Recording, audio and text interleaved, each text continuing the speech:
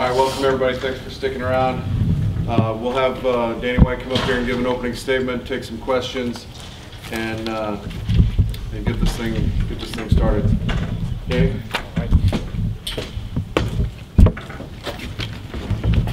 Appreciate y'all staying late. Wow, what a game! Holy cow! Conference champs. That was exciting. If that's not Power 6 football, I don't know what is. I think we were ranked 14 and Memphis was 20. I think both those teams are better than that. That was unbelievable football. Really proud of our team, of our student athletes, our coaches, and really proud of our conference. I think the American Athletic Conference is coming fast, and that was an awesome championship game. We've obviously announced that Scott has chosen to go back to his alma mater.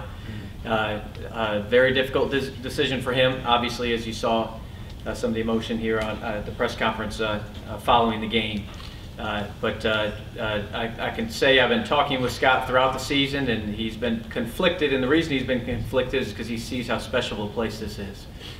This is a unique opportunity that we have here to build a perennial top 25 athletic department, a perennial top 25 football program.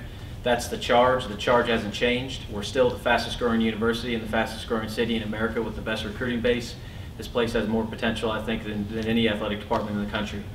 I want to thank Scott and his wife Ashley for their contributions to the program. I don't think anybody expected the turnaround to happen in just 2 years. And obviously the opportunity and the pull to go back home. And I understand the connection with one's alma mater. So I understand his decision. And now it's my job to prepare, as I have been. I think any good athletic director is proactive and prepared, and I can tell you I've been proactive and I'm prepared. I think we have the most attractive football opening in the nation right now, with a young roster, with a ton of talent. Obviously the #1 scoring offense in the country, with most of those student athletes returning for next year. And this is just a very desirable place to be. This football job was extremely attractive, and there was a ton of a demand 2 years ago coming off of 0-12. Now coming off of a 12-0, I'm expecting, or I already know, that there's even more interest and more demand.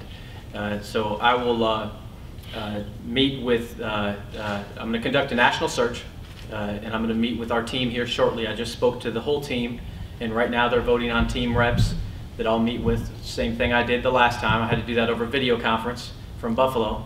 But that's what I do for all of our coaching searches, meet with our team, hear from them. I want their input on what attributes they would look for in a leader. That helps me understand where their heads are at. And then obviously I'll introduce the new coach to them as well. So the search will start with our team and will end with our team. Our core values, our #1 core value is student athlete success, and we live by that. So they're our #1 priority. It's going to be a fast search. We got the first year of the early signing date. That's important. Having a new direction for this program is important. But Scott and his staff are committed to this team through the bowl game. So we'll figure out what that means later this week and get into the details of that. But we kind of got two things happening. We're looking for a new coach for the new direction for 2018 and beyond, and for recruiting. But our current football staff and Scott are committed, as they should be, and they understand these kids deserve their commitment, because we got a really special opportunity to make this season even more historic by winning the New Year's Day bowl game that we're expecting to be invited to tomorrow. So that's just my opening comments. Happy to take any questions, but before I do that, I'll just conclude with, after this press conference, will be my last public comments until I'm introducing our new head coach to you guys. Danny, when you say commitment from the coaching staff, does that mean that Scott might coach the bowl game? It does. It does. We've got to figure out exactly how that plays out, but his mind is very focused on preparing this team, and this whole staff is preparing our team to compete in the bowl, and they're going to coach him in the bowl. There's nobody else that can do it. You can't bring in new coaches and expect us to be as competitive as we want to be. Did Scott talk to any other programs? There's been a lot of openings out there, and do you think he would have left for any other job but this one? I won't get into the specifics of which programs he talked to. He and I had open dialogue all season, and I think it's fair to say the pull to the alma mater is what won the day. He understands and communicated to me at many times how special UCF is in comparison to some of the other openings for this football season. Are you satisfied with the way Nebraska conducted their coaching? I wouldn't know. I wasn't a part of it. When does Scott tell you that he was taking the job? I'd rather keep our conversations to us, but he was very forthright with me throughout the season.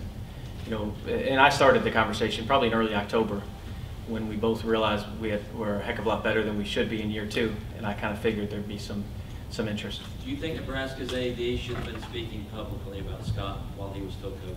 Probably not. You mentioned you had that open dialogue all season. At what point have you started to delve into this coaching search at all? Did you prepare for this at all yet?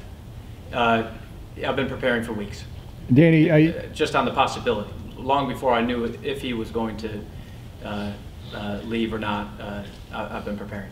Danny, you said the search would happen quickly. Do you expect to have a new coach named within days, or is there a time frame on when you'd like to have a new coach? Can't put a time frame on it just because I'm not going to hire somebody until I get that right feeling. It could be days, it could be weeks. I don't think it'll be weeks, but it's got to get right, and we got to make sure. It's more complicated when it's not a rebuild because you got to make sure you get the right person for this team. You know, we got a lot of talent coming back, and I got to. It's not like we're rebooting and starting a new philosophy or a new brand of football. We got a pretty good team coming back. We got a chance to be really good next year, so that probably makes it a little more of a complex decision. Having said that, Danny, anybody on the current staff would be under consideration for continuity purposes? I haven't made that determination yet, but Troy Walters is serving as interim head coach. Danny, what kind of coach are you looking for? Who do you want to bring in here to replace Scott Frost? A good one. The first thing that I'll do, and I'm fortunate to having grown up in this business and working hard my career to build a network. I have people that I can draw on to make sure that I know everything about our candidate pool's character, and I'm not going to bring somebody here that I have any questions about integrity or character. And the coaches that we've hired here are all extremely high character people. And you know, we talk about winning football games and raising money and all the market-driven side of what we do, but at the end of the day, the most important thing we do is develop young men and women, and we develop as people, as students, and as athletes. And you got to have a high-character person to do that. Scott Frost exudes that character, and our new football coach will as well. So that's the #1 characteristic. So Troy Walters will handle the day-to-day, but Scott may still coach in the game. We're gonna work on the details on what happens on game day of the bowl game, but Troy will be. Scott is going to not be in the state for some of this time period, obviously. So the team needs a leader day to day, and that'll be Troy Walters, and we'll figure out exactly how the day of the bowl game unfolds. But Scott is committed to do whatever the right thing to do is to give us the best chance to win the bowl game. This is unusual for a coach to hang around. I mean, is this something that you wanted, that you worked on collectively, or how did this come about to where he could be here on January 1? I wanted whatever was give us the best chance to win the game, and I think we'll still figure out what that means again for game day. But certainly the staff that's preparing this team for the 12 games that we've won probably know what they're doing to prepare them for the 13th game, and I felt like that was the right thing to do. A new coach coming in is going to be focused on building their staff and obviously recruiting. Danny, you said you've already gotten a lot of interest in this job. Have you gotten interest from like Power 5 coaches? I have gotten interest from non-conference Power 6 coaches, yes. Great. You mentioned building a top 25 program perennially. How frustrating can it be when you get to this pinnacle and a bigger school comes along and snatches up your coach? I don't think it's about bigger school. I think it's about alma mater. You know, this place is really unique, as I said before, and Scott understands that. It was very hard for him to walk away from this, the opportunity that he had here. And I don't think it had anything to do with the size of Nebraska's budget or the conference they're in. I think it had everything to do with, it was his alma mater. Danny, do you think what he did here, what he was able to do in his second year, you guys rolled the table, the committee doesn't do you any favors, you moved up 4 spots in 5 weeks. Taking you to the pinnacle, was that on his mind, and that it's time to go to something bigger and better, based on the current situation that you're in, not being in the Power 5, and obviously you didn't get any respect? This is the first year of us kind of getting going at a high level. We expect to be pretty good at football every year. I don't think he went on to something bigger and better. I think he went back to his alma mater. And I think we have a whole lot of competitive advantages in every sport, but especially in football. We're going to win a lot of football games around here. And at some point, we're going to get the respect that we deserve in the national rankings. I'll leave it at that. Danny, when did you think it swung? Like originally, I think you thought he might stay. When do you think when the Nebraska job opened up, is that when? I don't know. I guess Scott would have to answer that question, but I think it was probably more about the ability to say no to something that's been a part of his life, his whole life, versus maybe being excited about leaving here. But it's hard to identify that. You're in the middle of the season, you're preparing for every game, and it's hard to know exactly when he made that decision. But what you saw in the press conference is real. It's a very difficult decision for him, and something that we talked about for weeks. Danny, when you hired Coach Frost, was there a thought in your mind that this could potentially happen, that at some point he may want to go back home to Nebraska? I had no idea that Nebraska was going to fire their AD because they lost to Northern Illinois. And I had no idea that we were going to be as good as we are in year 2. But at the end of the day, I was hiring the best coach. I thought, I know I wanted that brand of football here, and it's obviously working with the speed and talent in Florida. I thought that we could differentiate ourselves and get nationally really good, and that's what we've done, and that's what we want to continue to sustain. And so that brand of football with the right person to do that, that's where I arrived with Scott Frost, and that's how I'll come up with the next decision as well. 2 more here, right here. Let's go right here. Danny, when you look at this day, maybe a year from now or in the future, this is a big day for the program. When you look at this day overall, will it be a bittersweet day? A bittersweet day? No, we just won a conference championship. They're taking confetti out of my hair just a short while ago. I'm excited for our team. I'm excited for our kids. I'm excited for Scott. It's a unique opportunity to go coach back at his alma mater.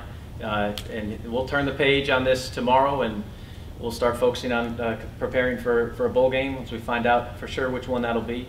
I think today, it's not bittersweet. I think it's a historic moment in the growth of our program. I think about today, it's really the last 7 or 8 days. That South Florida atmosphere, that stadium was unbelievable. I think that's the most UCF fans we've ever had in that stadium. And then today was probably the second most UCF fans we've ever had in that stadium.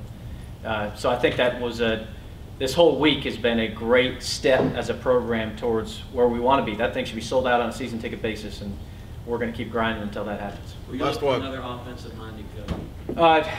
Not a prerequisite for the head coaching job, but I think I know we've subscribed to this brand of football, and I think it's a brand that it's innovative.